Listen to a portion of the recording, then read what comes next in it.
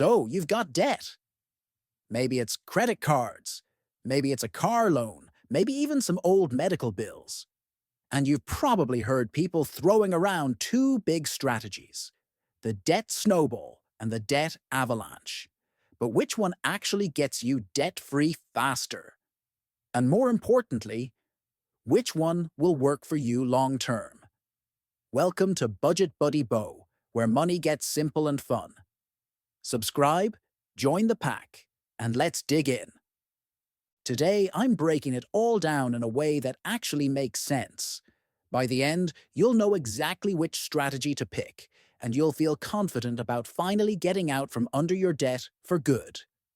Let's start with the debt snowball. The snowball method is simple. You line up all your debts from smallest balance to biggest, and you attack the smallest one first, while still making minimum payments on the rest. Once you knock out the smallest, you roll the payment you were making into the next one, and so on. Just like a snowball rolling down a hill, your momentum grows. Now let me paint you a picture. Meet Sarah. Sarah has three debts: a $500 credit card, a $2,000 personal loan, and a $7,000 car loan. Using the snowball, she puts all her extra cash into killing that $500 credit card first. Within just a month or two, it's gone. That tiny win feels incredible, like she just got a piece of her life back. And now she has extra money freed up to slam into that $2,000 personal loan. Here's why this matters: psychology. Sarah doesn't just feel like she's paying bills. She feels like she's winning.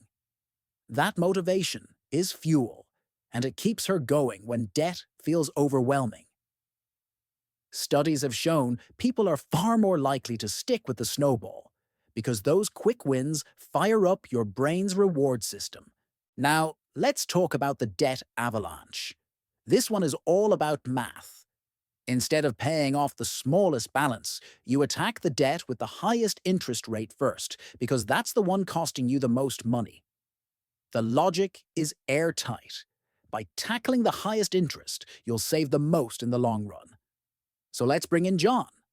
John has a $4,000 credit card at 22% interest, a $1,500 store card at 18%, and a $6,000 student loan at 6%.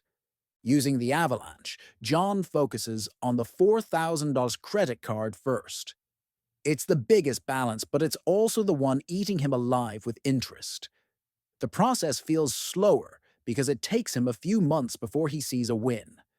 But here's the payoff. He ends up saving hundreds, even thousands, in interest compared to the snowball. So here's the big question: which one is better? Well, technically, the avalanche is faster and cheaper in the long run. But here's the catch: humans aren't calculators. If it were just about math, none of us would even be in debt in the first place, right? The truth is, motivation plays a massive role in whether or not you'll actually stick to the plan. That's why the best strategy is the one you'll stick to. If you're the kind of person who needs quick wins to stay motivated, the snowball might be your best bet.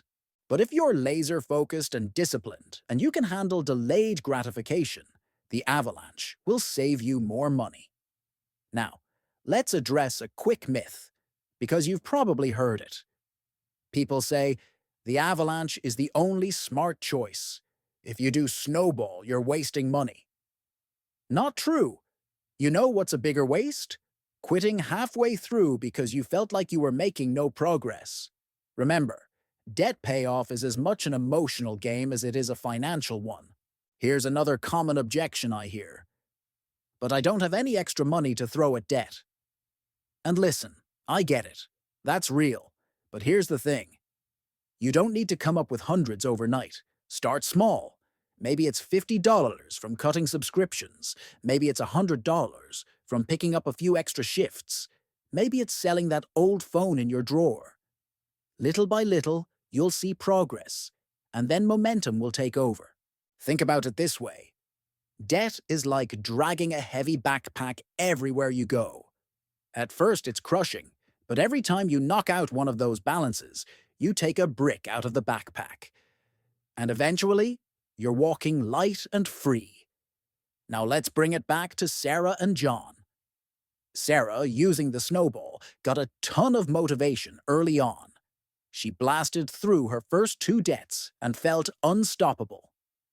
John, using the avalanche, didn't get that early rush, but he quietly saved a mountain of money in interest and finished strong.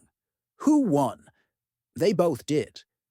Because the real win isn't which strategy you pick. It's that they picked one and stuck with it.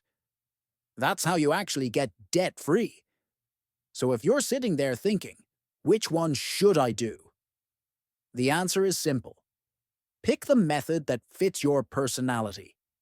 If you crave momentum, go snowball.